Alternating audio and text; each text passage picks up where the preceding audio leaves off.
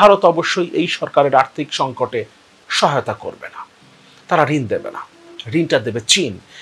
সুতরাং সরকার চীনের দিকে ঝুঁকে যাচ্ছে এবং আস্তে আস্তে ভারত এই সরকারের উপরে চাপ দিতে শুরু করেছে এবং ভবিষ্যতে এই চাপের মাত্রাটা আরো বাড়বে।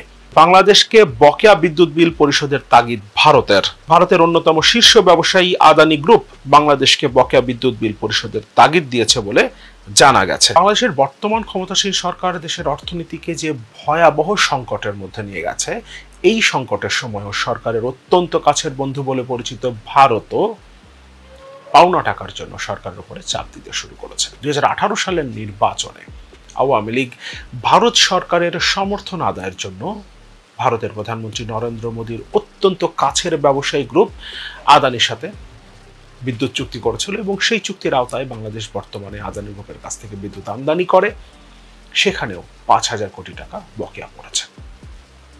এই বকেয়া টাকার জন্য এখন আদানি গ্রুপ চাপ দিচ্ছে। আদানির প্রতিনিধি অর্থমন্ত্রীর সাথে সাক্ষাৎ করেছেন এবং পাওনা টাকা আদায়ের বিষয়ে তার সাথে কথা বলেছেন, চাপ দিয়েছেন।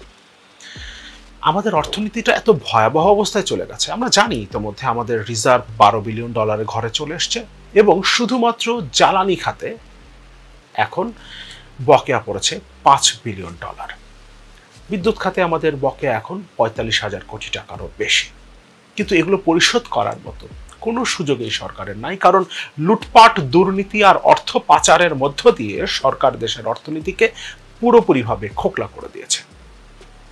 বাংলাদেশের অর্থনৈতিক সংকট নিয়ে এর আগেও আমি আমার বেশ কয়েকটা ভিডিওতে কথা বলেছি এবং একটা কথা আমি বারবার বলবার চেষ্টা করেছি, এই সরকার সবচেয়ে বড় বিপদে পড়বে চীন এবং ভারতের মধ্যে ব্যালেন্স করতে গিয়ে, এবং অর্থনৈতিক সংকটটা যত বাড়বে সরকার ততটাই চীনের দিকে ঝুঁকে যাবে এবং ভারত তখন আস্তে আস্তে সরকারের উপরে বিভিন্নভাবে চাপ দিতে শুরু করবে। তিস্তা প্রকল্প নিয়ে একটা আলোচনা শুরু হয়েছিল। চীন যখন তিস্তা প্রকল্প করতে চাইছিল তখন ভারতের পক্ষ থেকেও একই প্রস্তাব দেওয়া হয়েছে, তারা অর্থায়ন করতে চেয়েছে। সরকার এই জায়গাটাতে কোন দিকে যাবে সেটা এখনো বুঝে উঠতে পারছে না, কিন্তু অর্থনৈতিক সংকট মোকাবেলার জন্য $5 বিলিয়ন সমমূল্যের ইউয়ান চেয়েছে, অর্থাৎ চীনা মুদ্রায় তারা ঋণ চেয়েছে 36 বিলিয়ন ইউয়ান। এবং এই ঋণটা তারা যদি চীনের কাছ থেকে পেতে চায় তাহলে অবশ্যই চীনকে সুযোগ সুবিধা দিতে হবে। চীন যেটা চাইছে, চীন এবং ভারতের মধ্যে যেটা নিয়ে দ্বৈরথ চলছে, যে তিস্তা প্রকল্প নিয়ে, সেটা অবশ্যই চীনের পাওয়ার সম্ভাবনায় বেড়ে যাবে। সুতরাং ভারত এটাকে খুব ভালো করে দেখবে না। ফলে এই সরকার চীন এবং ভারতের মধ্যে ব্যালেন্স করতে গিয়ে যে বিপদে পড়বে, সেই বিপদটাকে আরো বাড়িয়ে তুলবে দেশের অর্থনৈতিক সংকট, এবং এই সংকটটা সরকার এতগুলো বছর ধরে নিজেই তৈরি করেছে। এবং আমরা দেখতে পাচ্ছি সরকার যেখান থেকেই আর্থিক কোনো সুযোগ সুবিধা পাচ্ছে, সেখানে ভবিষ্যতে কত ক্ষতি হবে, কত লোকসান গুনতে হবে সেটা দেখছে না, তাদের সাথেই সম্পর্ক গড়ে তুলবার চেষ্টা করছে। কয়েকদিন আগেই ফ্রান্স ঘোষণা করেছে তারা 3,800 কোটি টাকা বাজেট সহায়তা দেবে বাংলাদেশকে, এবং তার পরপরই আমরা দেখলাম 3 দিনের জন্য একটা কমিটি গঠন করা হলো এবং সেই কমিটি সিদ্ধান্ত দিল বোয়িং নয়, বাংলাদেশ বিমান কিনবে এয়ারবাস, অর্থাৎ ফ্রান্স থেকে এয়ারবাস কেনার সিদ্ধান্ত তারা নিয়েছে। এবং এখানে 25 বছরে $500 মিলিয়ন লোকসান হবে বাংলাদেশ বিমানের, কিন্তু সরকার তারপরও আমেরিকার কাছ থেকে বোয়িং না কিনে ফ্রান্সের কাছ থেকে এয়ারবাস কেনার সিদ্ধান্ত নিয়েছে, কারণ ফ্রান্স 3,800 কোটি টাকা বাজেট সহায়তা দিতে চেয়েছে।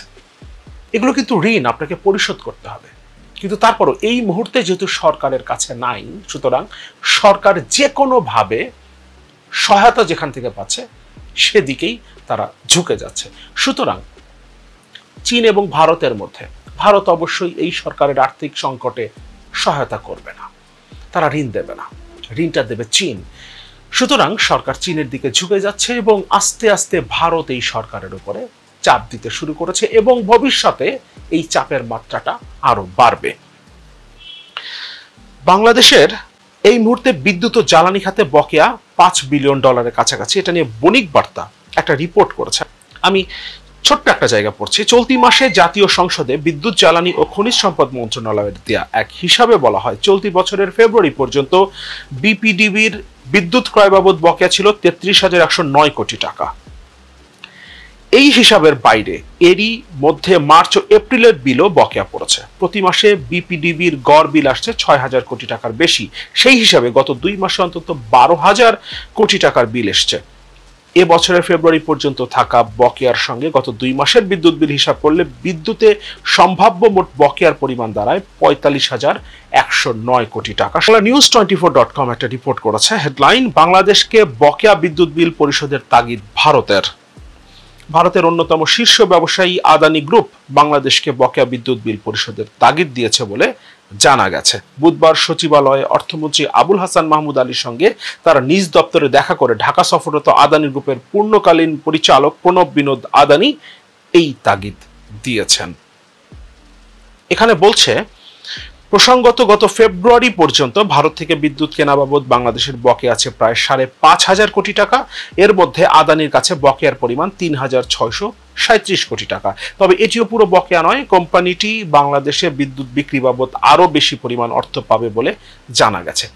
সংশ্লিষ্ট সূত্র জানায়, আদানি পাওয়ারের সেপ্টেম্বরের আংশিক এবং অক্টোবর থেকে ফেব্রুয়ারি পর্যন্ত 5 মাসের পুরো বিল বকেয়া।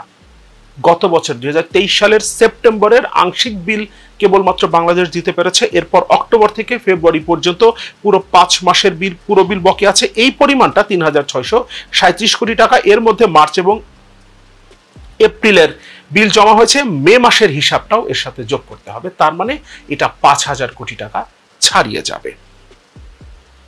অর্থমন্ত্রী যেটা বলেছেন সাংবাদিকদের, আদানি গ্রুপের পাওনা অর্থ পরিশোধের বিষয়ে জানতে চাইলে অর্থমন্ত্রী বলেন পাওনা থাকলে দিতে হবে না, তিনি উল্টো প্রশ্ন করেছেন। তার মানে তিনি এড়িয়ে যাবার চেষ্টা করেছেন। 2024-25 অর্থ বছরের বাজেট আগামী 6 তারিখে দেওয়া হবে জুনের, এবং এই বাজেটে 1.25 লক্ষ কোটি টাকা শুধুমাত্র ঋণের সুদ পরিশোধের জন্য রাখা হয়েছে। অনেক বড় গল্প করা হচ্ছে, 8 লাখ কোটি টাকার বাজেট করা হচ্ছে। বাংলাদেশের বাজেটের আকার এখন কত বড় হয়েছে, কিন্তু এর মধ্যে 1.25 লক্ষ কোটি টাকা রাখা হয়েছে শুধুমাত্র ঋণের সুদ পরিশোধ করবার জন্য। অর্থাৎ মূল টাকা কিন্তু থেকে যাবে, জনগণের ঘাড়ে এই বোঝাটা থেকে যাবে, এবং নতুন করে সরকার বিভিন্ন জায়গা থেকে ঋণ করবার চেষ্টা করছে। সে চীনের কাছে $5 বিলিয়ন চেয়েছে, অর্থাৎ $5 বিলিয়ন চীনা মুদ্রায় চেয়েছে। সে এখন 3,800 কোটি টাকা যেহেতু ফ্রান্সের কাছ থেকে পাচ্ছে, এই কারণে সে $500 মিলিয়ন দেশের লোকসান হলেও সে এখন ফ্রান্স থেকে এয়ারবাস কেনার সিদ্ধান্ত নিয়েছে। এবং এভাবে দেশের অর্থনীতিকে আরো বেশি করে অন্ধকারের দিকে, ধ্বংসের দিকে নিয়ে যাচ্ছে সরকার। এবং একের পর এক যে সরকারের কুকীর্তিগুলো আমাদের সামনে আসছে, এটা তো সরকারের অংশ ছিল। সাবেক সেনাপ্রধান, সাবেক আইজিপি তো অবশ্যই সরকারের একটা অংশ ছিল, এবং সে সময় সরকার কিচ্ছু জানতে পারেনি, তার দুর্নীতি সম্পর্কে কিচ্ছু জানতে পারেনি। ওবায়দুল কাদের এখন বলছেন আমরা কাউকে ছাড় দেই না, প্রধানমন্ত্রীর 0 টলারেন্স দুর্নীতির বিরুদ্ধে। তো তখন দুর্নীতির বিরুদ্ধে 0 টলারেন্স কোথায় ছিল? 2021 সালে তো আপনারা তাকে পুরস্কৃত করেছেন। এই আওয়ামী লীগের গত 15 বছরের শাসনামলে বেনজিরকে সম্ভবত 5 থেকে 6 বার সর্বোচ্চ সম্মান দেওয়া হয়েছে পুলিশের পক্ষ থেকে, অর্থাৎ স্বরাষ্ট্র মন্ত্রণালয়ের পক্ষ থেকে। তখন আপনারা কোথায় ছিলেন? তখন দুর্নীতির বিরুদ্ধে আপনাদের অবস্থান কোথায় ছিল? বাস্তবতা হচ্ছে, দুর্নীতির সুযোগ তৈরি করে দিয়ে, লুটপাটের একটা মহোৎসবের সুযোগ তৈরি করে দিয়েই এই সরকার তার অলিগার্ক শ্রেণী, অর্থাৎ ব্যবসায়ী গ্রুপ, আমলা, আইন শৃঙ্খলা রক্ষাকারী বাহিনীর সদস্য এবং সেনা প্রধান, পুলিশের প্রধান, সবাইকে, পুলিশের একজন কর্মকর্তার বিরুদ্ধেও তো নতুন করে রিপোর্ট হচ্ছে। আমরা কতগুলোর কথা যে জানতে পারছি আর কতগুলো জানতে পারছি না সেটা তো আমরা বলতে পারবো না।